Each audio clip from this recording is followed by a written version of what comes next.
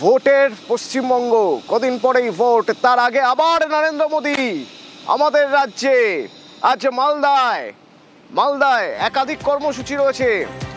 বন্দে ভারত স্লিপারের উদ্বোধন, আরো একাধিক কর্মসূচি, অমৃত ভারত প্রকল্পে কিছু ট্রেনের উদ্বোধন। কিন্তু এই সবের মাঝেই অত্যন্ত গুরুত্বপূর্ণ তা হলো রাজনৈতিক বার্তা। তার কারণ মোদির এই বাংলা সফরের আগে তিনি আরো একবার তৃণমূলকে বিঁধেছেন সোশ্যাল মিডিয়ায়। এই রাজ্যের শাসক দলকে আরো একবার বিঁধে বলছেন, প্রস্তুত থাকুন, এই সরকার আর বেশি দিন নয়। মানুষ সিদ্ধান্ত নিয়ে নিয়েছেন, এই সরকার পড়বে।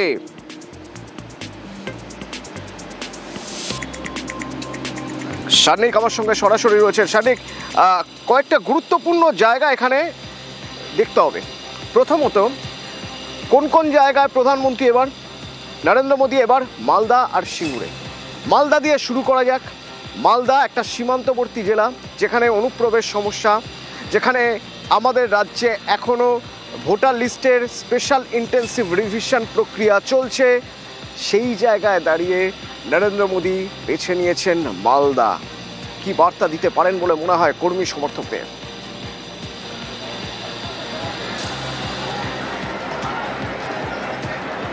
অতটা যদি একটু পরিসংখ্যানের দিকে তাকাই, গত বছর এই বিধানসভা নির্বাচনের সময়, যখন 2021-এর বিধানসভা নির্বাচন হয়েছে, সেই সময় মালদা জেলার 12টি আসনের মধ্যে 8টি আসনই তৃণমূল জিতেছিল, 4টি আসনে বিজেপি জয়লাভ করেছিল।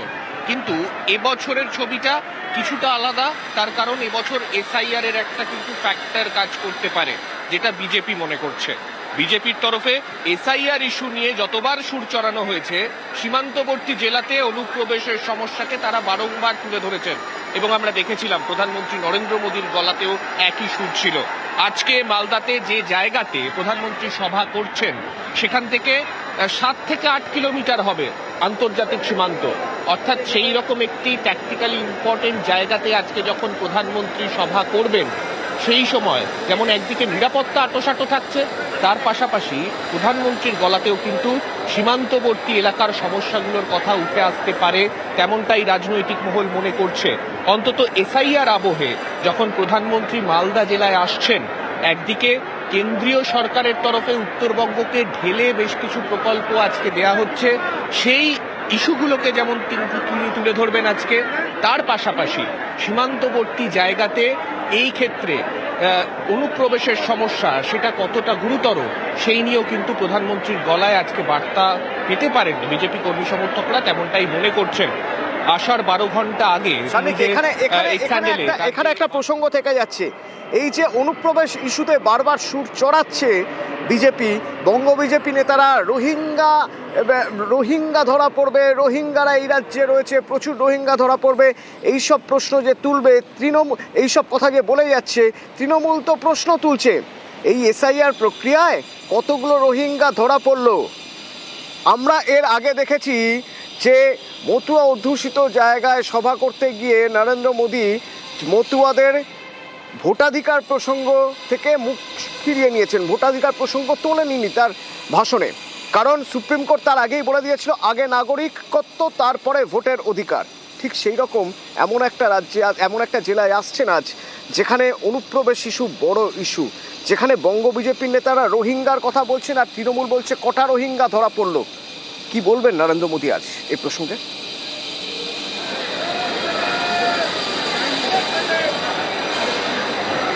অবশ্যই গুরুত্বপূর্ণ ইস্যু, এবং রোহিঙ্গা, অনুপ্রবেশ, এই সমস্ত শব্দবন্ধের পাশাপাশি আরও একটা গুরুত্বপূর্ণ বিষয়, অন্তত সাম্প্রতিক অতীতে যদি আমরা দেখি, মালদা মুর্শিদাবাদ জেলার আইন শৃঙ্খলা পরিস্থিতি নিয়েও কিন্তু বারংবার কেন্দ্রীয় সরকার এবং বলা যেতে পারে কেন্দ্রীয় বিজেপি নেতৃত্ব, তাদেরকে বারংবার কিন্তু সুর চড়াতে আমরা দেখেছি। সেই মালদাতেই আজকে প্রধানমন্ত্রীর সভা। অর্থাৎ এখানে অনুপ্রবেশের সমস্যা যেটার কথা বলা হচ্ছে, সেই অনুপ্রবেশের সমস্যার সঙ্গে কিন্তু অবশ্যই বেশ কিছু ইস্যু এর সঙ্গে কিন্তু আসতে পারে। এবং প্রধানমন্ত্রী যখন আজকে এখানে সভা করবেন, আবারও বলছি, 7 থেকে 8 কিলোমিটার দূরে হচ্ছে এখান থেকে সীমান্ত, এসআইআর যদি পুরোপুরিভাবে যেইভাবে নাম কাটার অভিযোগ তৃণমূল করছে, সেখানে সীমান্তবর্তী মানুষ যারা থাকেন, যাদের ডকুমেন্টেশন নিয়ে সমস্যা হচ্ছে, তাদেরকে আশ্বাস দিতে আজকে প্রধানমন্ত্রীর গলায় কোনো বার্তা থাকে কিনা সেই দিকে কিন্তু প্রত্যেকের প্রধানমন্ত্রীর নজর কাছে কি থাকবে। শুনতে চান মানুষ? আমরা জানতে চেয়েছিলাম যারা দূর দূর থেকে এসেছেন আজকে প্রধানমন্ত্রীর কাছে তারা কি শুনতে চান, শুনুন কি বলছেন। প্রচন্ড এক্সাইটমেন্ট। যাই হোক, আমরা যে এন্ট্রি পাসটা পাবো এটাই তো মানে ভাবতে পারিনি। যাই হোক, এটা আমাদের সৌভাগ্য। মালদা থেকে বন্দে ভারত উদ্বোধন হচ্ছে, আর আমরা মানে এই শুভক্ষণের সাক্ষী হতে পারছি। ট্রেন দেখতে না প্রধানমন্ত্রীকে দেখতে? আমরা দুটোই, ফার্স্ট হচ্ছে প্রধানমন্ত্রী, সেকেন্ড হচ্ছে ট্রেন। ভীষণ এক্সাইটেড একদম। আর ওনাকে যখন দেখবো বুঝতে পারছি না কি, মানে আরো মনের মধ্যে মানে আরো বেশি এক্সাইটেড হয়ে যাবো। ওনাকে দেখার জন্য আরো বেশি আনন্দিত। রাস্তা দিয়ে আসা যাচ্ছে না, প্রচুর ভিড়, আর মানে লোকের মানে সব আনন্দিত, একদম খুব আনন্দিত। বন্দে ভারত স্লিপার, বন্দে ভারত চালু হওয়ার পর এই প্রথম এক অন্যরকম বন্দে ভারত, যেখানে অন্যান্য ট্রেনের মতোই স্লিপার থাকছে। সেই বন্দে ভারত চলবে হাওড়া থেকে কামাখ্যা পর্যন্ত, আজই উদ্বোধন।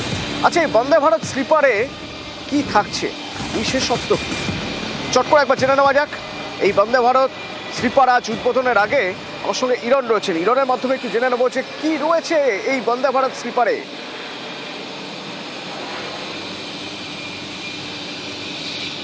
অতনু, 16 কামরার এই ট্রেন বন্দে ভারত স্লিপার ভারতের প্রথম বন্দে ভারতের স্লিপার ট্রেন, যেটা বাংলা পেল। বাংলার অর্থাৎ হাওড়া থেকে যাত্রা শুরু করে কামাখ্যা পর্যন্ত যাবে। যে যাত্রা প্রায় লাগতো সাধারণত 20 ঘন্টা, সেটা কমে হচ্ছে 14 ঘন্টা। এই 16 কামরার ট্রেনে 820 জন যেতে পারবেন। সবচেয়ে কম ভাড়া হচ্ছে 2299 টাকা, মানে 2300 টাকা। অন্যদিকে 3640 টাকা ফার্স্ট ক্লাস এসি টিকিট। 16টি কামরার মধ্যে 11টি কামরা থাকছে 3 টায়ার এসি, বাকি 4টে থাকছে 2 টায়ার এসি এবং একটা থাকছে ফার্স্ট ক্লাস এসি। সেখানে অবশ্যই অত্যাধুনিক ব্যবস্থা থাকছে, প্রত্যেকটা মানুষ যাতে স্বাচ্ছন্দ্যে যেতে পারেন তার ব্যবস্থা থাকছে। এবং অবশ্যই ট্রেন সপ্তাহে 6 দিন করে চলবে। কলকাতা থেকে হাওড়া থেকে যাওয়ার ক্ষেত্রে বুধবার করে বন্ধ থাকবে, আর কামাখ্যা থেকে ফেরার ক্ষেত্রে বৃহস্পতিবার করে শুধু ট্রেন বন্ধ থাকবে। হাওড়া থেকে 6টা 20-তে ট্রেন ছাড়বে এবং পরের দিন 8টা 20 নাগাদ একটু দেখানো যায় যে ট্রেনটা ঠিক কি রকম। ট্রেনের ক্ষেত্রে আমি অবশ্যই চেষ্টা করব। কিছুক্ষণের মধ্যে প্রধানমন্ত্রী আসবেন। এই ট্রেনের ভেতরে অতনু আমি যদি দেখাই, এই হচ্ছে আমরা যাচ্ছি স্লিপার, এখানে এসি 2 টায়ারের ক্ষেত্রে যাচ্ছি। আমরা 2 টায়ারে যাওয়ার আগে এখানে কিচেনের খাবার রাখার জায়গা থাকছে, যেখানে হট কেস থাকছে, যেখানে খাবার গরম করার জায়গা থাকবে। এবং অবশ্যই যখন আমরা 2 টায়ারে প্রবেশ করব, সেই জায়গাটার ছবি একটু দেখাই। প্রচুর যাত্রী রয়েছেন সেখানে। এই যে সিঁড়ি, মানুষ অনেকেই বলতেন যে ট্রেনে ওঠার ক্ষেত্রে সিঁড়িতে অসুবিধা হয়, সেই সিঁড়ি যথেষ্ট বেটার করা হয়েছে। স্পেস দেওয়া হচ্ছে যাতে মানুষ সহজে বসতে পারেন।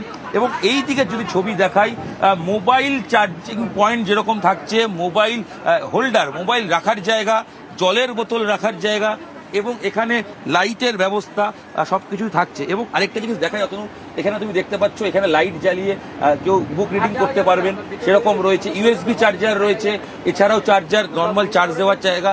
মাথার ক্ষেত্রে যথেষ্ট স্পেস থাকবে যাতে কোনো রকম মানুষ স্বাচ্ছন্দ্যে যেতে পারেন। এবং ওঠার ক্ষেত্রে শক্ত হাতল তার ব্যবস্থা থাকছে। এখানে ভিডিও ডিসপ্লে থাকছে, ট্রেন কত গতিতে চলছে, কোন স্টেশন আসছে, যাবতীয় ইনফরমেশন দেখানো যাবে। আমি যদি আরেকটু ভেতরে নিয়ে আসি ক্যামেরা, আমরা এটা রয়েছে কিন্তু অবশ্যই 3 টায়ার এসিতে। 3 টায়ার এসি, এটাই সবচেয়ে বেশি। 11টা কামরা রয়েছে এখানে। সেখানে যারা যাচ্ছেন আমরা দেখতেই পাচ্ছি ছোট ছোট শিশুরা রয়েছেন, ভারতের ফ্ল্যাগ হাতে নিয়ে প্রথম এই ট্রেন যাত্রায় সামিল হবেন বলে তারা বেরিয়েছেন। একটা অন্যরকম অনুভূতি তো বটেই, যে ছবি দেখাচ্ছি। এবং আধুনিক ব্যবস্থার কথা বলছিলাম, এসি ফার্স্ট ক্লাস এসির ক্ষেত্রে কিন্তু ওয়াশরুম, সেই ছবিও আমরা দেখাবো আপনার দর্শকদের। সেখানে গরম জলের ব্যবস্থা থাকছে এবং অত্যাধুনিক যা যা পরিকাঠামো প্রয়োজন সেটাও থাকছে। এবং টেকনিক্যালি যদি বলতে হয়, সেটা হচ্ছে বিমানে যাতায়াত করার মতোই আছে। এবং প্রচুর যাত্রী তারা প্রথম দিন এই যাত্রায় সামিল হয়েছেন অতটুকু। এবং আরেকটা জিনিস, সেটা হচ্ছে যে এই যে জায়গা, বিশেষ করে স্বাচ্ছন্দ্য, এই যে সিট কথা বলছি, মানুষ সবসময় চেষ্টা করেন কমফোর্টভাবে যাতায়াত করতে। এই কমফোর্ট জার্নির ক্ষেত্রে আমরা দেখতে পাচ্ছি যথেষ্ট স্পেস রয়েছে। এবং যারা যাচ্ছে তার সঙ্গে যদি কথা বলি, ফিলিংস কীরকম এই প্রথম বন্দে ভারত স্লিপারে যাওয়ার?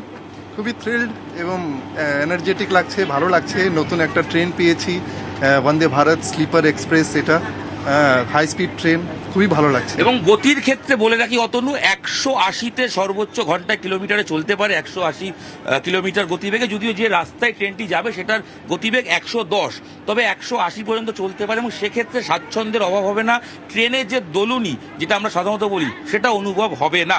এবং ট্রেনের ক্ষেত্রে যদি দেখাই, যে আমি যদি ভেতরে একটু ছবিটা দেখাই, যেখানে ভিডিও কোচের কথা বলছিলাম, এবং ওয়াশরুম, এখানে যথেষ্ট ভালো ওয়াশরুমের ব্যবস্থা করা হয়েছে, যেখানে গরম জলের ব্যবস্থা থাকবে এবং মানুষ যাতে স্বাচ্ছন্দ্যে, কারণ ওয়াশরুম নিয়ে অনেকে রেলের প্রশ্ন থাকে, সেটাও বেটার করা হয়েছে এবং সময়টা সবচেয়ে কম, 14 ঘন্টায় পৌঁছে যাওয়া যাবে কামাখ্যা। তাই মানুষ কামাখ্যা পুজো দিতে চান তারা সহজে যেতে পারবেন। এবং আরেকটা জিনিস, কোন কোন স্টেশনে থামবে, সেক্ষেত্রে অবশ্যই রাজ্যের বেশ কয়েকটা স্টেশন আছে, জলপাইগুড়ি, তারপর আসামের একটি স্টেশন হওয়ার পর সেই স্টেশন কামাখ্যায় গিয়ে এই ট্রেন শেষ করবে। তো সব মিলিয়ে বন্দে ভারত স্লিপারের ভেতরের ছবিটা যথেষ্টই আকর্ষণীয় এবং প্রথম যাত্রায় আমরা রয়েছি নিউজ 18 বাংলা।